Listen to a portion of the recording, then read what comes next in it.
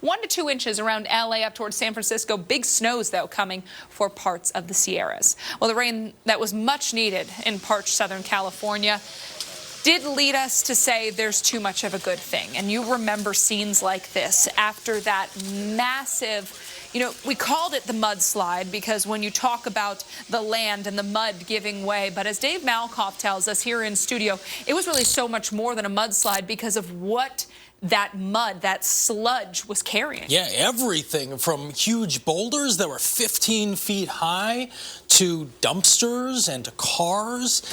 And it carried family members away as well. This wasn't just devastating for the city of Montecito, California, but it really tore families apart.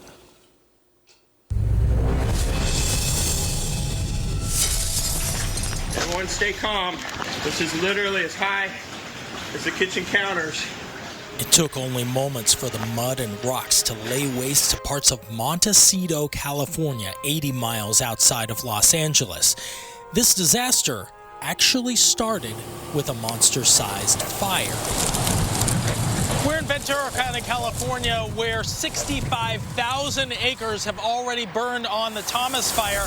The Thomas Fire burn scar would soon quadruple in size. It ended up burning over 281,000 acres. It also set up a disaster that would crumble a mountain and kill more than 20 people. You see, in very simple terms here, the top layer of mountains are held together by trees and bushes. And when all that burns away, one big storm can make it all fall apart.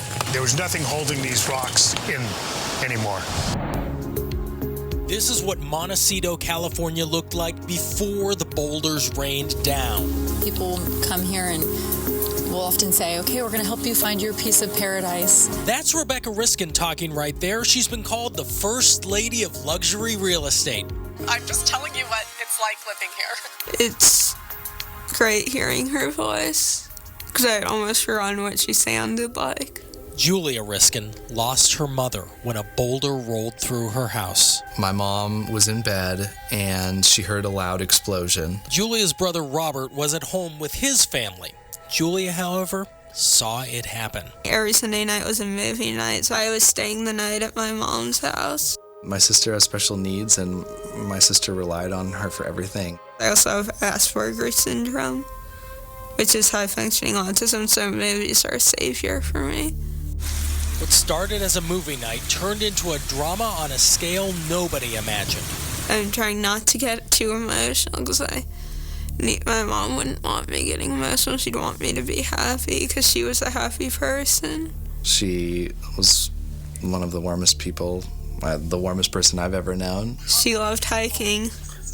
I hated it. She hiked and walked a lot, actually every morning. That's her down there, hiking the very trails that would soon crumble in record rainfall. That is also what has taken my mom from this world, is, what she loves so much. And, it's going to take some time, I think, for me to be more comfortable kind of going up there and seeing that.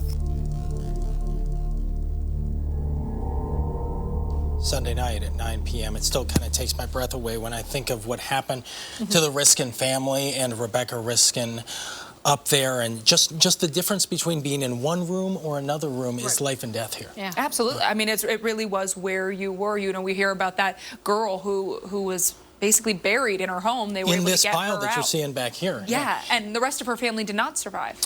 Julia Riskin that you saw in there, and the girl who was pulled out of here, Lauren Canton, they are in Les Mis together, and they're actually still going on with the play in a community theater. So this is a very close-knit group.